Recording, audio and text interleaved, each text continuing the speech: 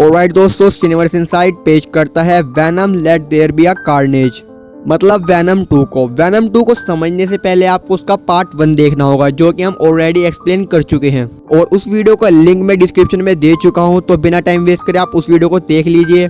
तो बिना time waste करे हम वीडियो शुरू करते हैं। कहानी की शुरुआत में हमें कुछ टाइम बाद का सीन दिखाया जाता है, जहां पर एडी और वेनम साथ रह रहे थे, लेकिन इन दोनों में थोड़ी मिसअंडरस्टैंडिंग हो चुकी थी। मतलब जहां वेनम खुल के जीना और बुरे लोगों को मारकर खाना चाहता था, लेकिन वही एडी उसे ये सब करने से रोकता था, वो उसे दबा कर रखता था। इस कारण वेनम एडी से दुखी रहता था। अगले सीन में एक बहुत बड़े क्रिमिनल को दिखाया जाता है, जिसका नाम होता है कैसिडी। और कैसिडी ने बहुत सारे लोगों को मारकर उनकी लाशों को कहीं पे छुपा रखा था और इस राज के बारे में वो किसी को भी नहीं बताता था। तभी हम देखते हैं कि एडी, जो कि एक न्यूज रिपोर्टर था, वो उसका इंटरव्यू लेने आता है।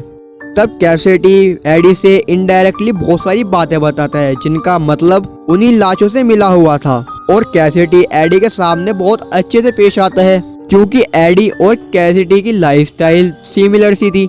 मगर एडी इस बात की परवाह ना करते हुए वह वेनम का इस्तेमाल करके एक लोकेशन का पता करता है, जहां पर उसे पता चलता है कि कैसिडी ने लोगों को मारकर उनकी लाशें वहां पर छुपा रखी थी। और इन्हीं सब चीजों के बाद एडी का करियर रात ही रात ऊपर चला जाता है और कैसिडी को मौत की सजा हो जाती है, जिसे सुनने के बाद कैसिडी को बहुत बुरा फील होता है, क्योंकि अभी तक कैसिडी एडी को अपना दोस्त मान रहा था। तब कैसिडी एडी ब्रोक से मिलने के लिए उसे एक आखिरी बार खत भेजता है। तब एडी भी उससे मिलने के लिए जेल में जाता है, जहां पर कैसिडी एडी को बहुत बुरा भला कहता है, जिसे सुनने के बाद वेनम बहुत एग्रेसिव हो जाता है और उसे मारने के लिए बढ़ता है। लेकिन इसी बीच में कैसिडी एडी के हाथ पर काट लेता है। और जब कैसिडी एडी को काट रहा था, तब वेनम भी एडी के अंदर ही मौजूद था। इसीलिए वेनम का एक चौथाई हिस्सा कैसिडी के अंदर चला जाता है और इस बात का एडी को कुछ पता नहीं चलता। दूसरी तरफ हमें दिखाया जाता है कि एडी वेनम से नाराज था, क्योंकि उसने जो आज जेल में हरकत करी थी, उस चीज से एडी को काफी गुस्सा आया था और इनमें फाइट होने लगती है। तभी हम देखते हैं कि एडी वेनम को अपने शरीर से निकाल देता है और वेनम भी खुशी खुशी वहां से एक दूसरा शरीर लेकर चला जाता है। तभी हम देखते हैं कि कैसिडी की मौत का वक्त करीब आ चुका था और उसे जहर दे के मारने वाले थे। तभी हम देखते हैं कि जब उसे जहर दे रहे थे, तब उसके अंदर का सिम्बियोट जाग जाता है, जो कि कैसिडी को कवर कर लेता है और वहां से जेल में तबाही मचा देता है और वे सभी सिक्योरिटी गार्ड को मारने लगता है। तभी हम देखते हैं कि वे जेल के सभी कैदियों को आजाद कर देता है और फिर वहां से भाग जाता है। बाहर आने के बाद कैसिडी उस सिम्बियोट का नाम कार्नेज रखता है। कार्नेज कैसिडी से कहता है कि हमें सबसे पहले वेनम और एडी को मारना होगा, क्योंकि इस दुनिया में सबसे बड़ा खतरा हमारे लिए वही है। अगर हम उन्हें मार देते हैं तो फिर हम दोनों मिलकर इस दुनिया पर राज करेंगे। लेकिन कैसिडी उसे मना करता है और वे उसे कहता है कि तुम सबसे पहले मुझे मेरी गर्लफ्रेंड से मिलाओ। तभी हमें दिखाया जाता है कि बहुत साल पहले की बात है। कैसिडी की मानसिक संतुलन खराब होने की वजह से उसे एक हॉस्पिटल भेजा गया था, जहां पर उसे एक लड़की मिलती है, जिसका नाम होता है फ्रांसिस पेरिसन, जिसे भी सेम बीमारी थी। लेकिन साथ ही साथ उसके पास एक पावर भी थी कि वो बहुत तेज चीखती थी। उसकी चीख की वजह से कारें ब्लास्ट कर जाती थी और अगर किसी इंसान ने उसकी चीख सुन ली तो वह बहरा हो जाए। तभी हम देखते हैं कि एडी को यह पता चल चुका है कि कैसिडी जेल से भाग चुका है और वो अब एक मॉन्स्टर बन चुका है। एडी समझ जाता है कि ये उस बाइट का ही कमाल है, लेकिन एडी को उससे थोड़ा डर भी लग रहा था, क्योंकि उसे पता था कि कहीं ना कहीं वो मुझे मारने जरूर आएगा और वैसे भी मेरे पास बचाव के लिए वेनम भी नहीं है। इसी बात से वो काफी परेशान था। अगले सीनों में दिखाया जाता है कि कैसिडी ने कार्नेज की वजह से अपनी गर्लफ्रेंड का पता लगा लिया है और वह फौरन अपनी गर्लफ्रेंड को लेने के लिए वहां पर निकलता है, जहां जाने के बाद वह काफी सोल्जर को मारता है। लेकिन एंड में वे अपनी गर्लफ्रेंड फ्रांसिस्को को भी आजाद करवा लेता है। लेकिन इसी दौरान फ्रांसिस्को बहुत तेज चिल्लाती है, जिससे कार्नेज को काफी तकलीफ होती है, क्योंकि तेज आवाज सिम्बियोट की कमजोरी थी। तभी हमें दिखाया जाता है कि ये दोनों उसी पुराने स्कूल जाते हैं जहां पर ये पहली बार मिले थे और अपने पागलपन के कारण ये उस स्कूल को भी आग लगा देते हैं। दूसरी तरफ पैट्रिक मलिंगन नाम का एक पुलिस ऑफिसर यही लीगल कैसिडी का केस सॉल्व कर रहा था, जहां पर वे एडी को गिरफ्तार कर लेता है, क्योंकि उसे ऐसा लग रहा था कि इन सभी चीजों के पीछे एडी ही इन्वॉल्व है। जहां पर वे एडी से कहता है कि कैसिडी ने पूरी सिटी को बर्बाद कर दिया है और वे जहां भी जा रहा है वही तबाही मचा रहा है। और इसी सब चीज़ों के लिए मुझे तुमसे कुछ पूछताछ करनी है। तब एडी एक लॉयर को बुलाता है जो कि उसकी एक्स गर्लफ्रेंड थी जिसका नाम होता है एन। तभी हम देखते हैं कि एडी एन को सब कुछ बता देता है और उसे कहता है कि तुम जल्द से जल्द वैनम को ढूंढो और उसे मेरे पास लाओ। तभी हम देखते हैं कि उसकी गर्लफ्रेंड एन वैनम को ढूंढने लगती है, जहां पर काफी ढूंढने के बाद वो फाइनली वैनम को ढूंढ लेती है और उसे लेकर फौरन एडी के पास पहुंचती है। लेकिन वैनम अभी भी एडी से नाराज था। तब एडी वैनम से सॉरी कहता है और फिर जाकर वैनम मानता है और तभी हम देखते हैं कि वैनम एडी को लेकर उस जेल से भाग जाता है। और अब फाइनली वैनम और एडी मिलके कैसिटी और कार्नेज को ढूंढने लगते हैं। तभी हम देखते हैं कि कार्नेज और फ्रांसिस्को आपस में शादी करने लगते हैं और अपनी शादी के दिन ये 3 लोगों की बलि चढ़ाने वाले थे।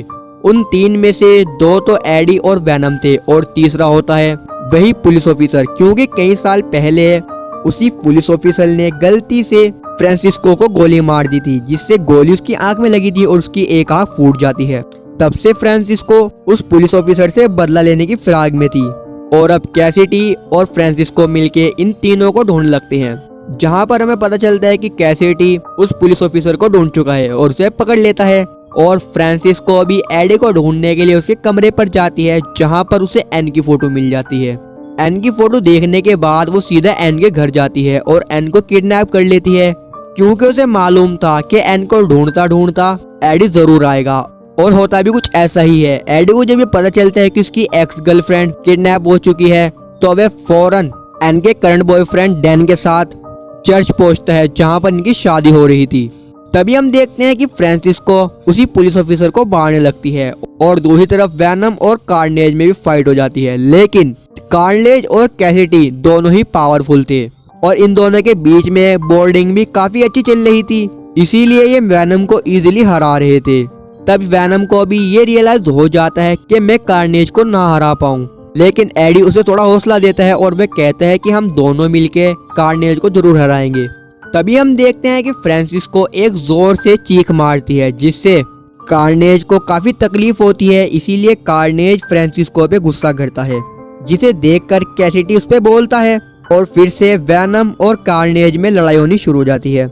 लेकिन वैनम यहाँ पर कमजोर पड़ रहा था। तभी हम देखते हैं कि फ्रांसिस्को दोबारा ऊपर आती है और वे कैसिटी से कहती है कि अपने चारों तरफ देखो कितनी तबाही मच चुकी है और अब हमें इस तबाही को रोकना होगा। जिसे सुनने के बाद कार्नेज को काफी गुस्सा आता है और यहाँ पर कार्नेज फ्रांसिस्को को मारने की कोशिश करते हैं, जिसे देखने के बाद कैसिटी काफी गुस्सा होता है और अपने आप से कार्नेज को अलग करने की कोशिश करते हैं, जिसके बीच में इन दोनों की बॉन्डिंग बहुत खराब हो जाती है। लेकिन किसी तरह से फ्रांसिस्को बच जाती है और एक जोर से चीख मारती है, जिससे कैसिटी और कार्नेज अलग हो जाते हैं और इसी बात का फायदा उठाकर वैनम कार्नेज को खा जाता है और अपने अंदर इनहील कर लेता है। और तभी हम देखते हैं कि वैनम कैसिटी को भी मार देता है और अब फाइनली कैसिटी और कार्नेज मर चुके थे। तभी हम देखते हैं कि फ्रांसिस्को के ऊपर भी चर्च का कोई भारी हिस्सा गिर जाता है, जिसके कारण उसकी यहाँ पर मृत्यु हो जाती है।